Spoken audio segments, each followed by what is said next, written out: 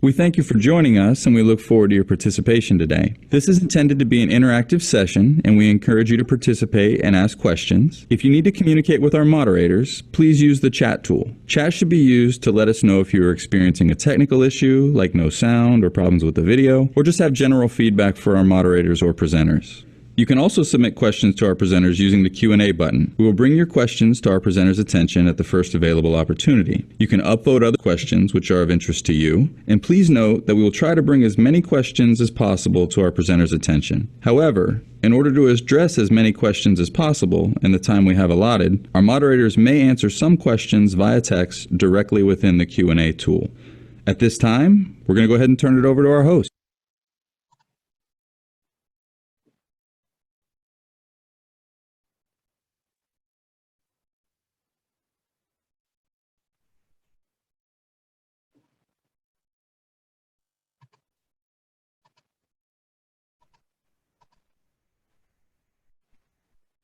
Good evening.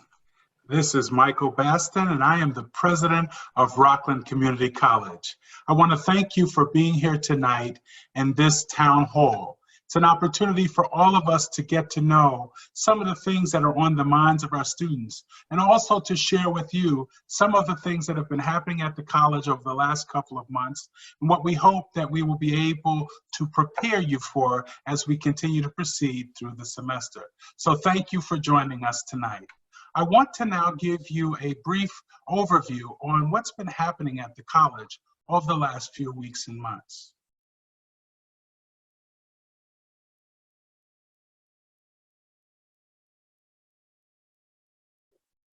Just give me 1 second.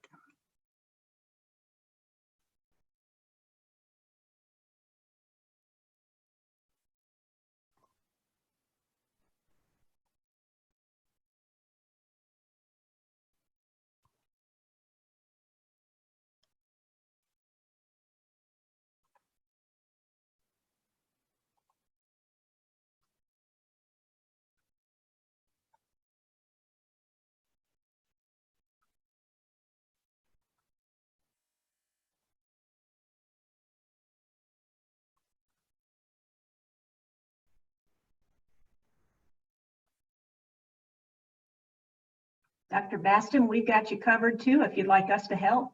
Yes, would you put that PowerPoint up for me, please? Actually, I think I've got it now.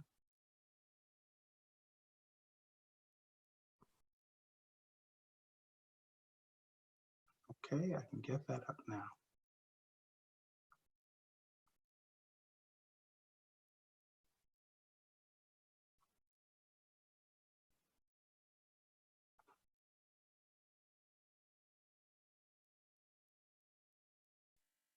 All right. So in COVID-19, we have a timeline for you to let you know that there have been 3 phases to managing our crisis of COVID. The first was our response, where we focused on helping to make sure in March that we could get our faculty and staff and students into a virtual instruction mode, where we could get our faculty and staff in telecommuting, and also that we could begin to practice the appropriate social distancing and limited campus access so that we could make sure that the campus was clean and safe for everyone. And now we're at the phase of reopening, and we want to really focus on the 3 pillars of our reopening strategy: your safety, the stability of our institution, and of course, supporting our students. And then as we proceed through this phase, we're also going to go through a phase of reimagining so that we can take advantage of the lessons that we have learned from this experience, but also to address anything that could happen if it comes up again. So presently, we have about 11 confirmed cases at our campus that were affected by COVID-19, 6 students, 5 staff members, staff and faculty members. That was confirmed through the Rockland County Health Department. We have 1 confirmed death.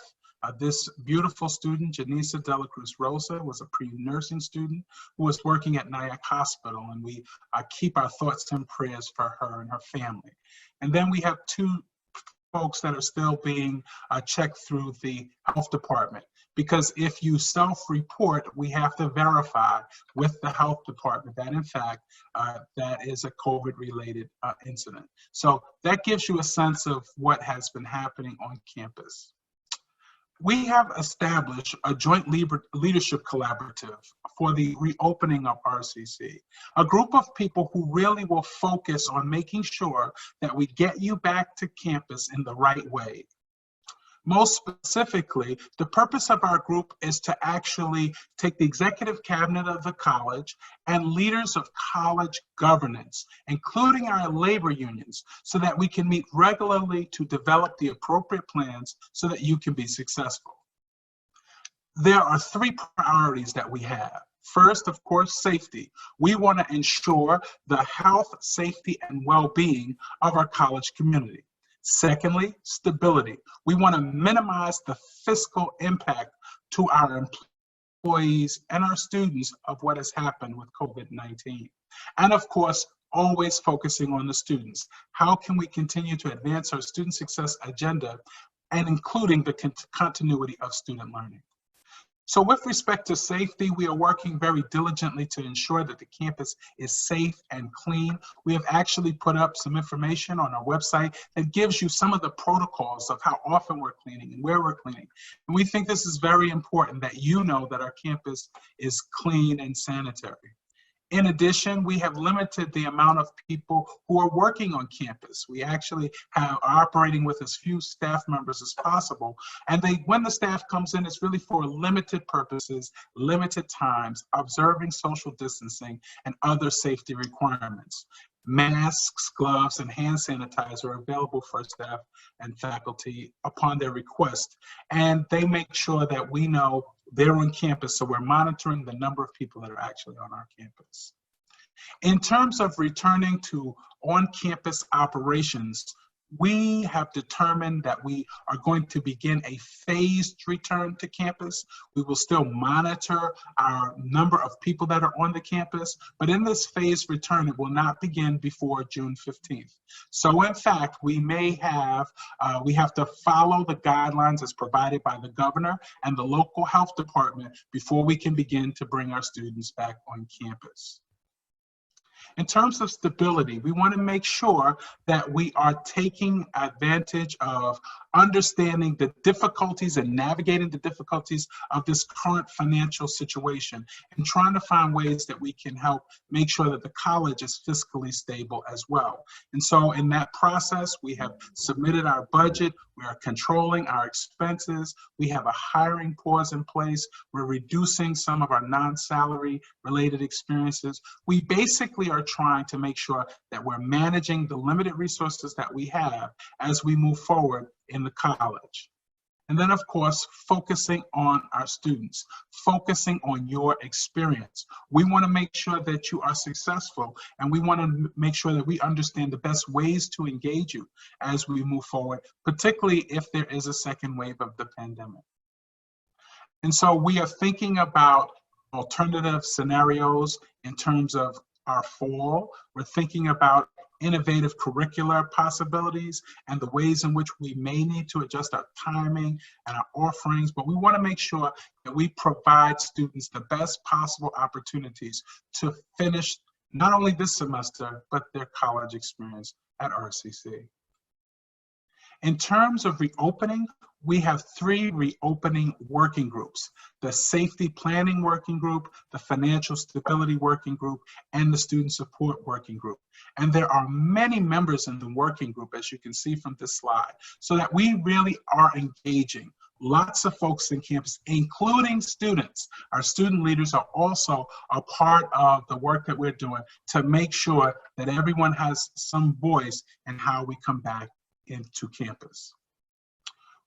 Our working groups are on a pretty tight timeline. So they were charged on April 30th. They will provide their initial recommendations to our executive cabinet on May 15th. We will get back to them on May 19th, and then we will get final recommendations that will be considered by the executive cabinet on the 26th. to give feedback to the Board of Trustees, and then to get the information out to the campus community about our opening strategies and our interim plans, of course, in alignment with our governor and also with our local health officials. Right now, the state is doing going through some very challenging fiscal times as a result of COVID. We are advocating very heavily for our college and all of the State University of New York colleges, and we are making sure that we have the best possible opportunity for students to have the resources that they need to be successful. And so as we learn more about where we will be in the budget process, because of the decisions that are happening by the budget office right now, we will get back to the community to let them know how we're going to address any budget changes that come from the governor's office. But we want you to be aware of that as well. We did receive funds from the CARE Act. The CARE Act is the Corona Aid Relief and Economic Security Act. There are funds that are set aside for our college. We are working with our state. We are working with the federal government to make sure that we make funds available to our students. And as Dr. Brewer has sent out some information recently, you will hear more about what we're doing to get funds in the hands of our students. We've been really working hard with you, and we thank you for your patience and working with us. We've had about 3,300 students that we've been able to call and check in with. We've had about 850 virtual advising sessions, another 190 tele-counseling hours with our licensed mental health professionals. We've distributed food cards. So we do have plenty of resources for our students. If you need advising, if you need mental health issues, whatever your challenge, we have resources that can connect you with support services. So we really want you to be able to take advantage of a lot of the services that the college has to offer, most specifically in this difficult time. We also have a laptop loaner program, and I know many of you have taken advantage of that laptop loaner program. That is another important program so that if you have technology gaps, we want to make sure that we assist you to address those technology gaps. And then, of course, one of your students, one of your fellow classmates have put together an emergency fund for RCC. It is an excellent fund. I'm going to ask him to come in now. His name is Thomas Leonard, and I want him to tell you a little bit about this great fund. Thomas. Hello, everyone. My name is Thomas Leonard, and I serve as the student representative to the Board of Trustees here at the college, and I've made it my responsibility to get very connected with the challenges that students of the college are facing. I've seen many of my peers go through scenarios where they're unsure of whether or not they would be able to complete their studies due to the challenges that this virus presents us with. And in response to this, I launched an emergency fund with no requirements other than being a student of the college. It was my priority that during this difficult time, no one was left behind, and I've been leading the fundraising efforts to ensure that we have the money to support all of you as we complete our studies at the college. Thank you, Thomas. I'm really proud of the fact that Thomas has worked so hard to get some resources for our students. And Thomas, how can students get involved if they're interested in participating as well? Yes, absolutely. If you're a student that wants to get involved, you can feel free to shoot me an email that I'll include in the chat. And we also have more information available on the website so that you can share it with your peers. It's important that right now we advocate for each and every single person we know that might be going through challenges right now. And if you're interested in making a contribution, there's also information available on the website. We're looking to launch a student-to-student campaign very soon, and I'm going to be looking for leaders of the college that can help me as we complete the semester. Wonderful. Thomas, we'll probably call on you a little bit later on in our time together, but thank you so much for all that you're doing. Absolutely. I'd be glad to help down the line. Thank you. I'm going to go back to my screen.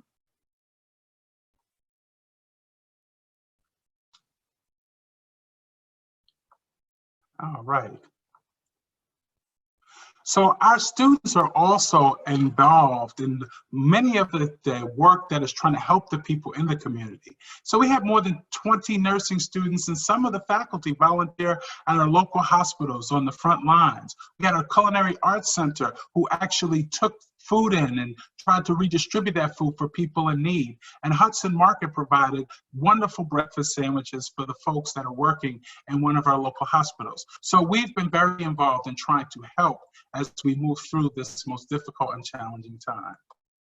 I've also been out on the radio and the newspapers to really talk about the fact that our community college is the college of choice. And we want you to tell your neighbors and your friends that this is the kind of experience that actually will allow them to finish the great things that they started. And so we're out there telling the good words about you and your resilience and how you have navigated the difficulties of this experience and how you have done so with such stellar behavior.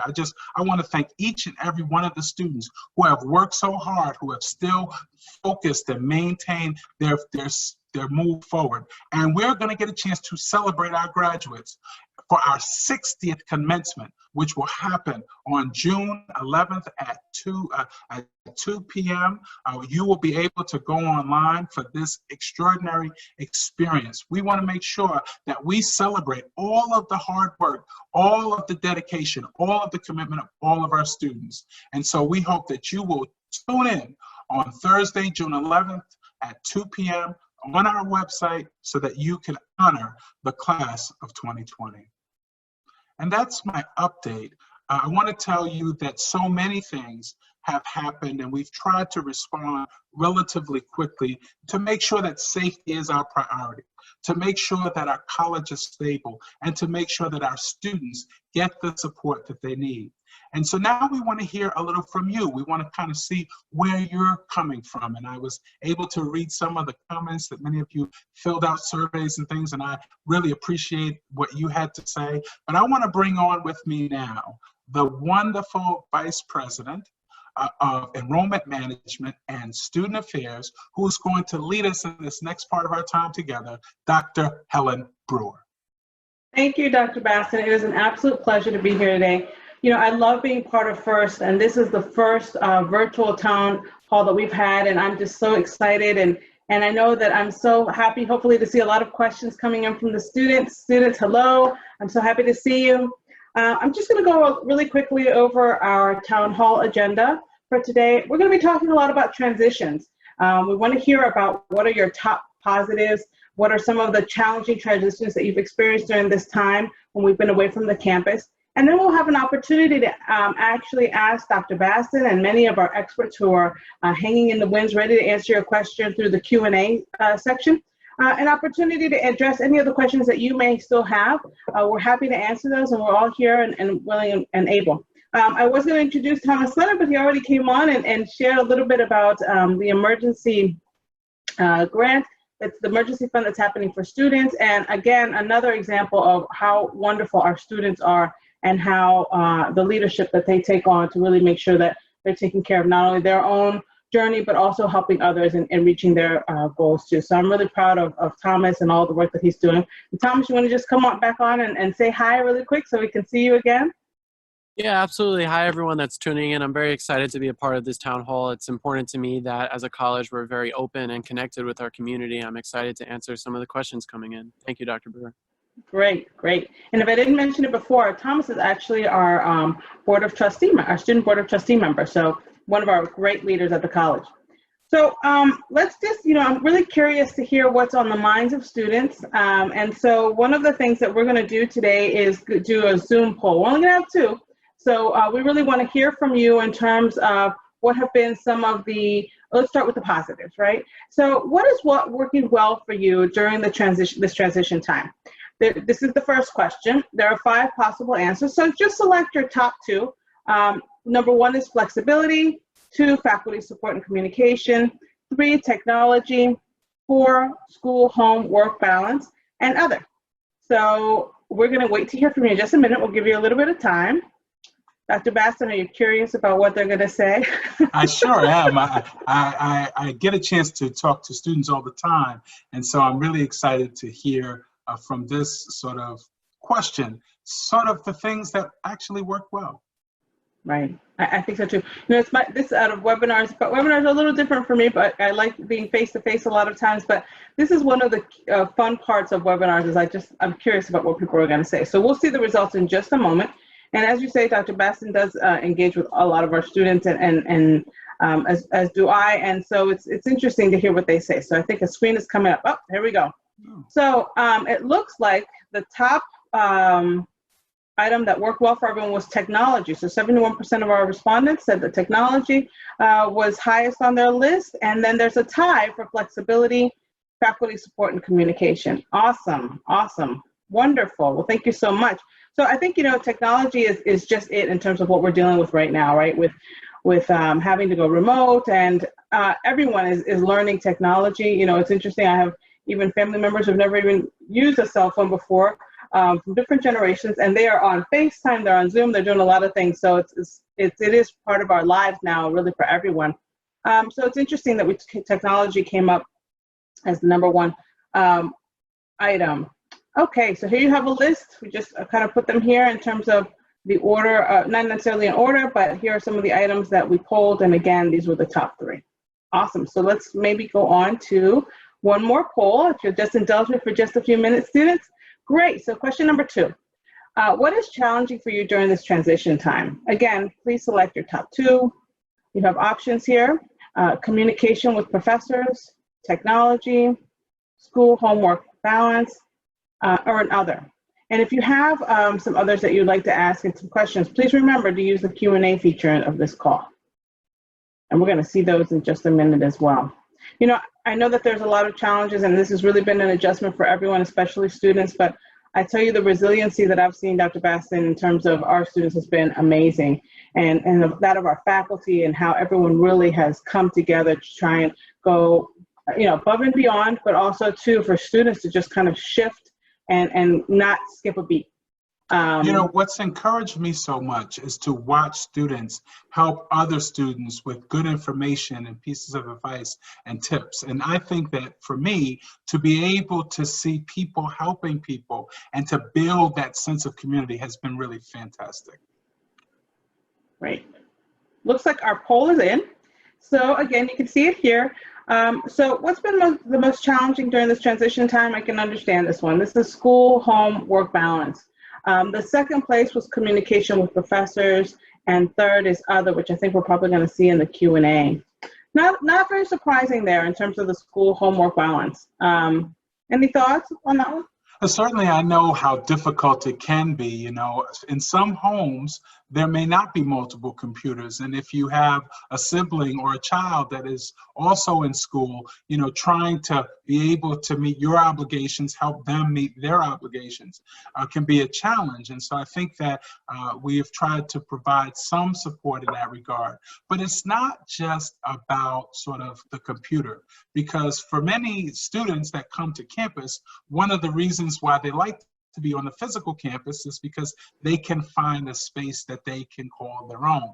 And that might not necessarily be as easy at home when you have competing priorities and competing folks for sometimes very limited space. So I could definitely understand why trying to manage the space aspect could be really challenging. Right, and it's such a huge change to what we've been used to, but also too, always try and look at the silver lining. I don't think we'll ever have an opportunity like this to be together for some.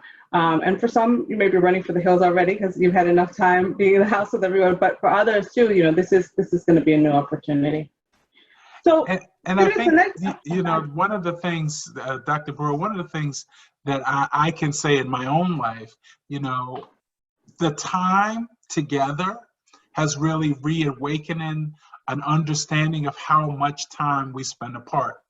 I never really thought about the hours we spend apart because we're time on task. We're in the midst of things and we're trying to handle things. We're at work, we're at school, we're at our various obligations. So I never really understood how much time we really spend apart. So I can say for myself that being in the same space on a regular, consistent basis for longer periods of time give you an appreciation of how much time you really spend away from your family and away from the kind of communications that probably are necessary for healthy families today. Right. I think, and we've gained a lot of time because we're not commuting, we're not traveling, we're doing a lot of these things. And also too, it's simplicity. Right now, we're just trying to focus on sometimes having the very basics because we don't have the luxury oftentimes of going to stores and things like that like we used to. So we have a question from one of our students that they'd like to ask, and we can talk about this a little bit in general terms, and there's some more experts on the line who could be more specific. But they asked, if I receive student aid from the new legislation, and I think they're talking about our pending aid in terms of week cares, are there restrictions on how I spend it? The students would like to know a little bit about that. Well, you're able to spend your CARES dollars on specific things that have impacted you as a result of COVID. So, for example, if you are now unemployed or underemployed, maybe you're working less hours, maybe you're not able to work, and you needed that money to be able to pay for food, to be able to pay for your cell phone, to be able to make sure that you have the basic necessities of life, the CARE Act dollars can help you. Maybe you're a person that is paying your tuition and you have a tuition payment plan in place. And you now, because you're not working as many hours, you're not able to actually pay that balance right now. That CARES funds dollars can help you pay for that. Maybe you have a payment plan in place already, and now because of the COVID scenario, it's impacted your household stability financially. These are specific examples of how you can take the CARES money and actually apply them to those kinds of things.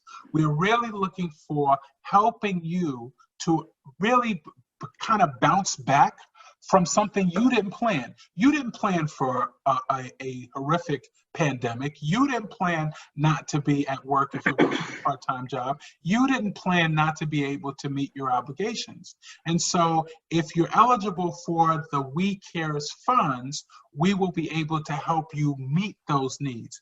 And the great thing about RCC is that we actually have in our financial aid cadre people who can help you figure out what's the best way to use the funds. You don't have an unlimited amount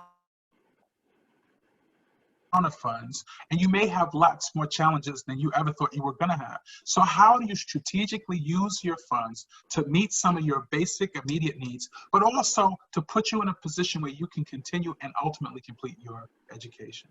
Would you say that is sort of, what else would you add, Dr. Brewer?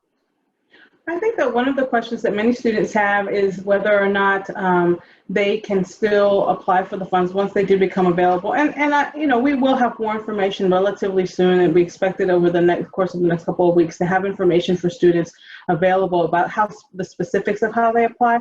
But many students wonder if they've never applied for financial aid, which is one of the main characteristics of this aid, whether or not they can still be eligible. And I will tell students this over and over again. It is not too late to still apply for financial aid, and they should still do complete the FAFSA form. We have also mini lab sessions where someone will actually walk you through the steps of completing a FAFSA application, and so that shouldn't be a hindrance. And so we just want to encourage you to complete those forms and get them in, and we'll help you in any way that we can. And again, everything now being virtual, we can do those face-to-face. So I think that you're right. Students didn't anticipate that this was going to happen, and so now there's some aid, and we're going to try and make sure that we get that to students as soon as we're able to, so that they can help cover some of those unexpected expenses. So I have another question from students. Let's see here. What will your team do about those? What will your team do about those who require hands-on access with their career? For example, an automotive program. So I think they're really getting at those programs that require really hands-on kind of experiences. How will we manage those kinds of activities? Our academic folks are really looking at how you can give the practical hours necessary for degree completion. We have some of our deans on today who can probably talk a little bit more about specifics, but it is important for us to understand that to the extent possible, we want you to have the hours that you need to complete your programs of study.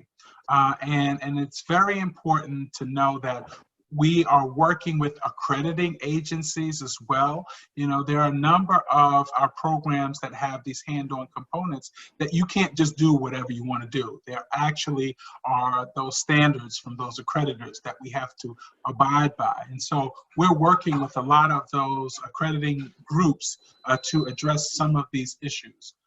But maybe one of our deans might want to add something in addition to that comment. How about, let's hear from one of our deans. Hi, it's Dr. Hopkins. I can pop in for nursing, health, and wellness. Come on in, Dr. Hopkins. How are you? We have that issue in both occupational therapy assistant program and nursing. So what our plan is to get into the lab for both, for nursing, to get into the lab once we're permitted on campus. So we hope, and this is plan A, that we will have a couple of weeks in June, maybe 2 weeks, and we're just going to do a mass certification for the skills necessary. We're at an advantage because some levels completed their skills prior to being off campus. So our numbers are a little bit more manageable, and that's how we hope to handle that. If we can't get back on campus, then we go to plan C, which we are in the process of developing. I'm just actually on a simultaneous laptop looking at an email from the OTA folks, and they are working with their accreditors about getting out to field work. So we're behind the scenes, and again, it's out of our control time-wise, but we are hoping to get clearance, and as soon as we do, we will get our skills done. Dr. Hopkins, don't you meet regularly with your students in town halls such as this? We do. We have weekly meetings. We usually do a day, an evening. Sometimes we do 3 a week, but I always do 2 for a day and an evening, and it works great. Are there any nursing students here? It could be. Thank you so much, Dr. Hopkins. And there are a number of programs that like nursing and OTA and automotive that do have these hands-on components. So if you talk to the dean of your program or your program director, those folks will be able to give you much more detailed information. And we want to make sure that you stay connected to those folks that are really here to help you. Great. Thank you, Dr. Hopkins. So here goes another question from one of our students who's asking if we can address summer session plans. Sure. At the present time, we are hoping if all is allowed by the governor as well as the health department to have face-to-face instruction on campus in summer session 3.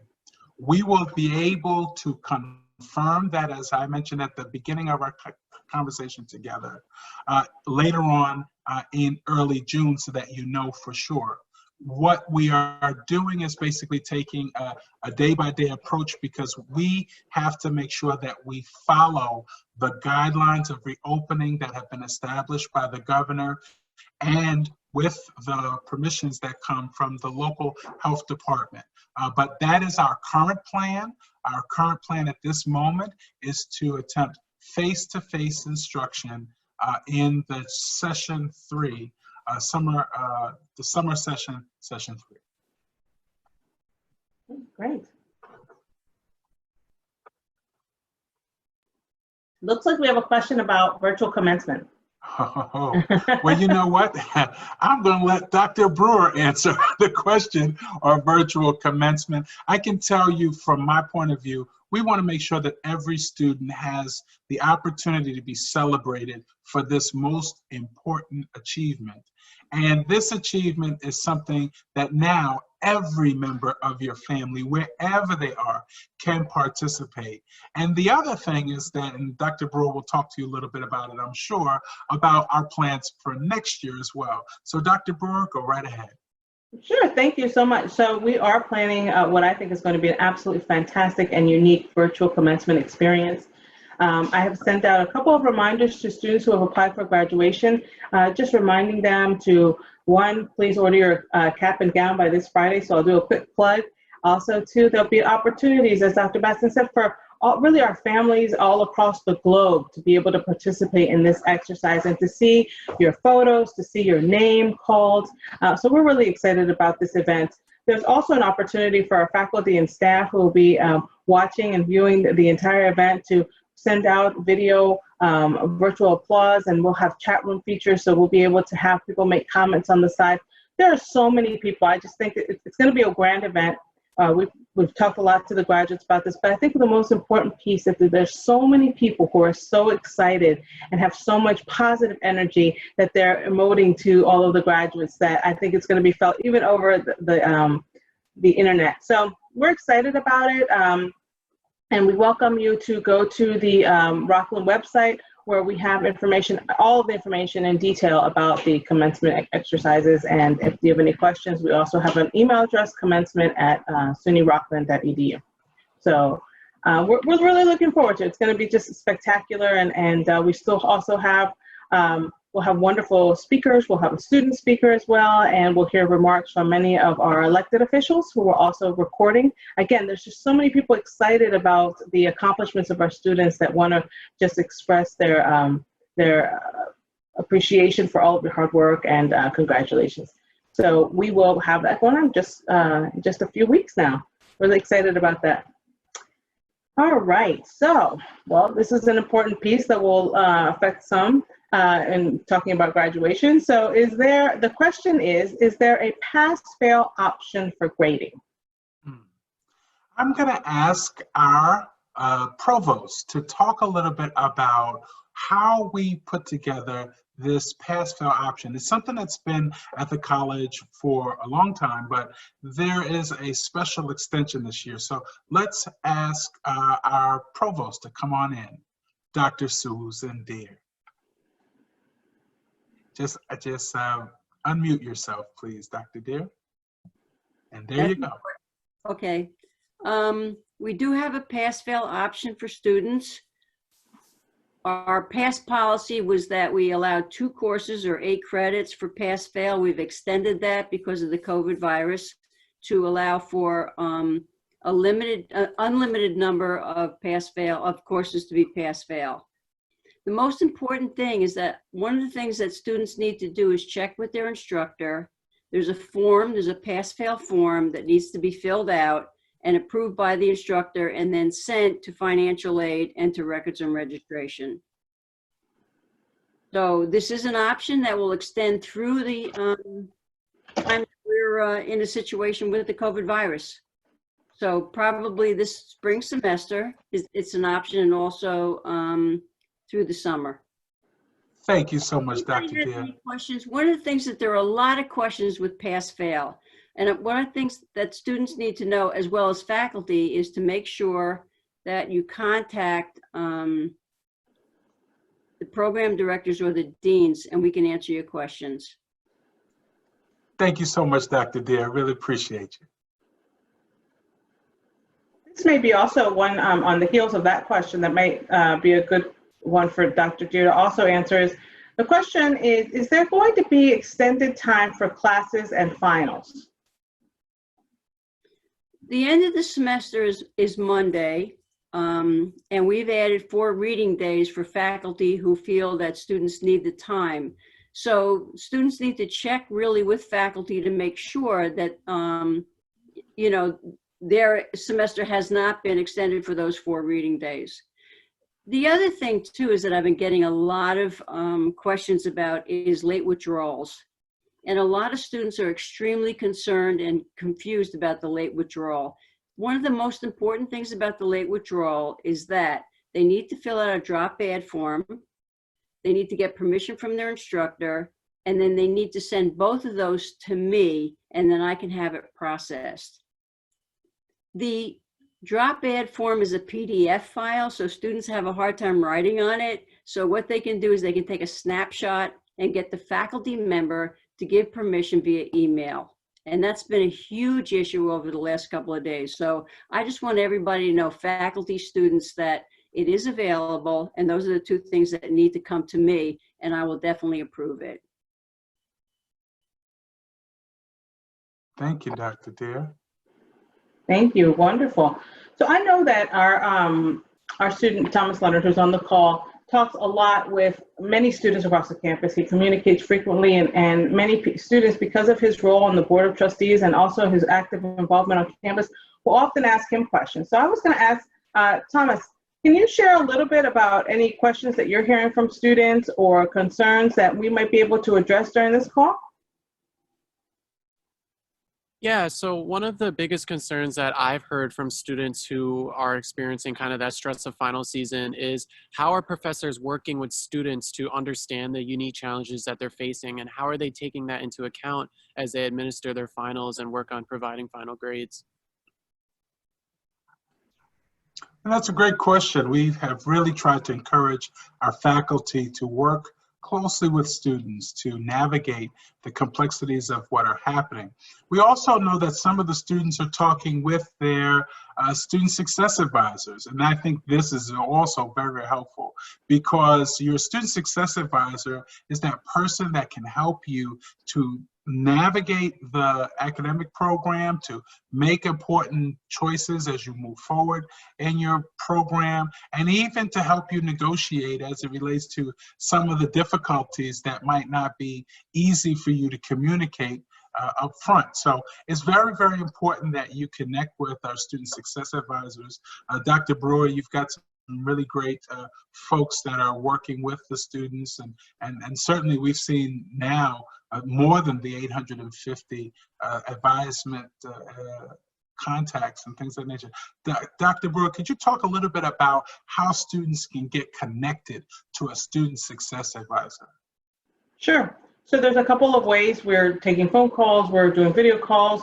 I'm sure that Mr. Falco will put in the chat feature the email address to reach student success. We also have the Connection Center. The Connection Center is just so vital at this time in helping connect our students to resources in the community. They have gift cards to grocery stores. They have access to helping with the emergency fund.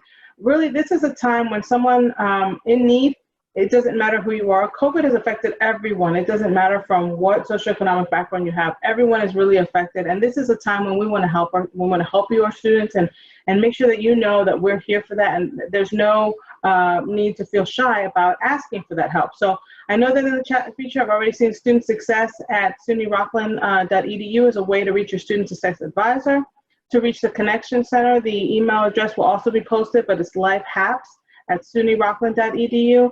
And so we just reach out to us. We're happy to help you. I mean, we really, I just am so proud of the enrollment management student affairs staff who's just stepped up and found all kinds of very creative ways to support our students. So we're happy to do that. Lastly, too, students who need accommodations and are more than welcome to also contact our accessibility services office at accessibility@sunyrockland.edu. And we also have tutoring support. Is that not right, Dr. Brewer? Yes, we do. So go ahead. We're going to finish that. No, we could bring someone in to talk to us about that, unless you can talk to us about that. Sure. Well, I know Shar James and a couple other people are on the call, and they can certainly add more information in the chat feature. But we are offering 24-hour, 7-day-a-week virtual tutoring. So if you need assistance in your classes, or certainly communicate with your faculty member, but also know that this resource is available to you any time of day. And with people having such varied schedules right now, that really is a convenient feature, not to have to leave your home, and from the convenience of your home, you can get someone to help you with your course material and tutoring. So that's one of the wonderful benefits that we're able to provide. And they have lots of different subjects that they provide the support for, right? Yes, there's a large variety from the sciences to the humanities. Math would have been my probably place where I would have asked for a tutor. And so, yes, we do have that available. So please feel free to reach out. And I know that someone in the chat feature soon will provide that contact information for you. Awesome. Thank you.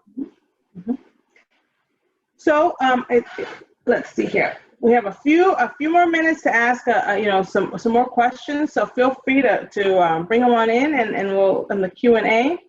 Let's see. The question we have next is, how will summer graduation work? And I believe the students may be asking. It sounds like their conferral of their degree.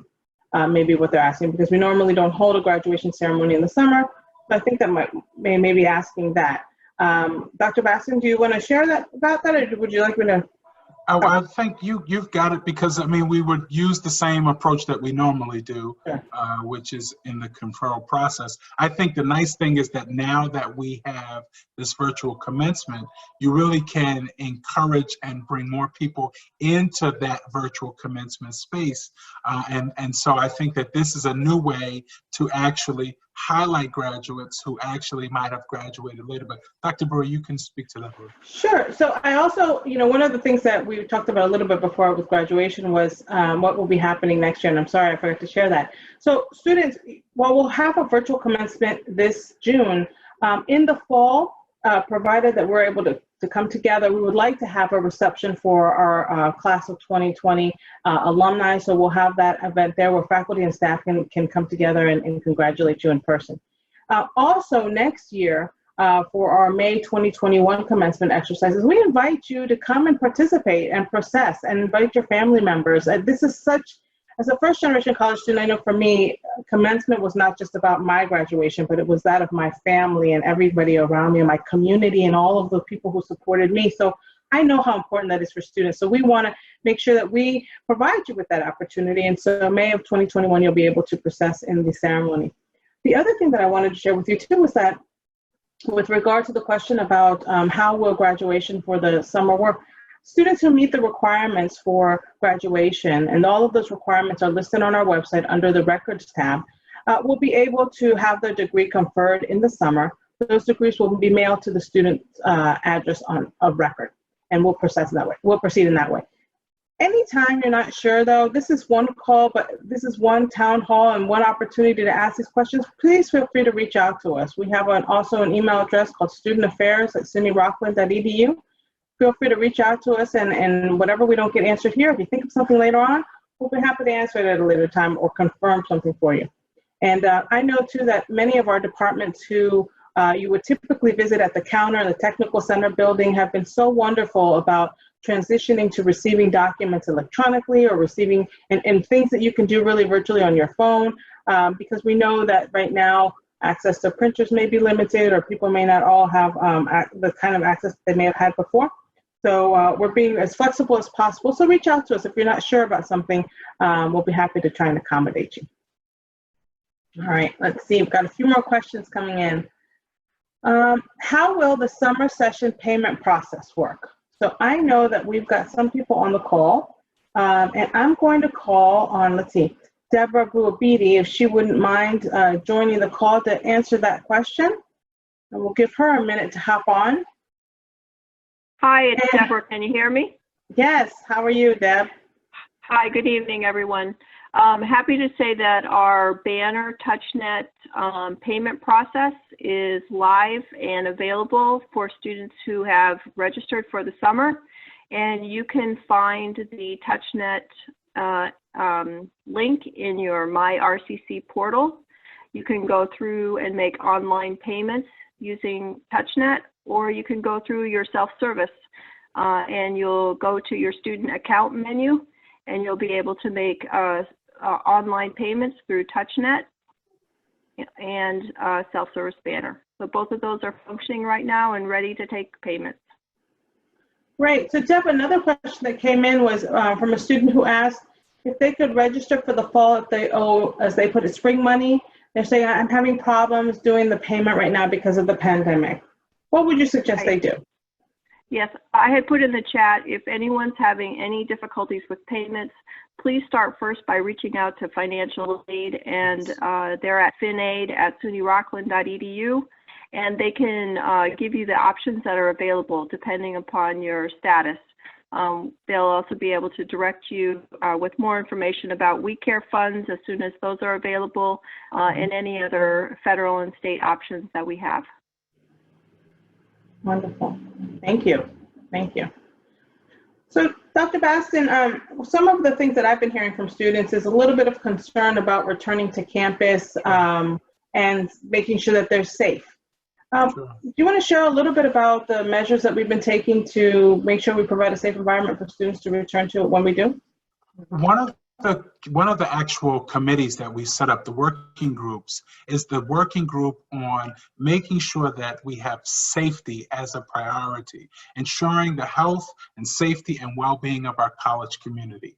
And this committee is hard at work at determining specifically what would be the steps that we would engage in to make sure that students would be healthy and safe to come back into our environment. And we've just put on the website really some new information about how we're cleaning, where we're cleaning, what we're doing.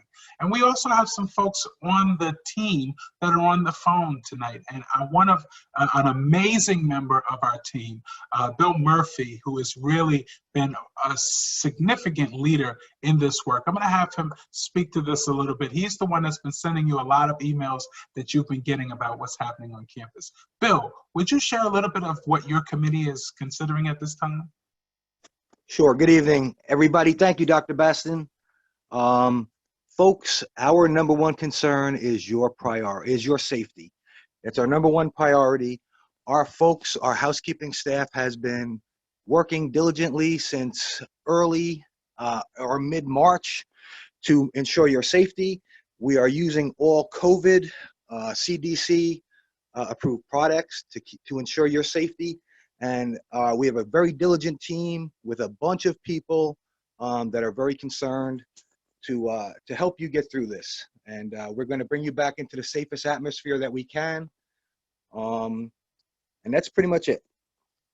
And you can see from his picture, he's been stockpiling lots of cleaning materials, and he's going to make sure that everything is spick and span for when you return to campus, for you, for our students, for our faculty, our staff as well. Thank you, sir. Thank you. Thank you. So our Q&A is wrapped up. It looks like a lot of the questions have already been answered by our wonderful experts that are on the call. Let's see here if there's anything else. Oh, that one you're missing. Here we go. Okay. So I'm going to go back to Thomas one more time. Thomas, I understand that we have just gone through an election, and I was wondering if, and I think the names will be posted, but if you could give us just a quick update on where we are with our student election process. Yeah, absolutely. I'd be happy to provide a little bit of insight to that process. We have elected a new student representative to the Board of Trustees who I work with very closely, and I'm super excited for him. That's Emmanuel Bastos. I know many who are listening may know him. He is very dedicated to working to help all students of the college. The Student Government Association has also produced their elections. They are currently in the process of electing senators, and they are currently filling their executive board. And it's so important for me to support the student voice and have everyone understand the power of the student voice. And when we return to campus next semester, or hopefully, we're going to have a wonderful group of students who are always willing to put the concerns of their peers at the forefront of their work. And Thomas, just before you go, Thomas, you have been very active on campus. Could you say to your fellow students, as you're thinking about your next step of what you'll be doing, what the benefit of being active on campus really meant for you in your life? Yeah, absolutely. I grew up in Rockland County, right in Stony Point. So when I came to RCC, it was important for me to sort of give back to the community.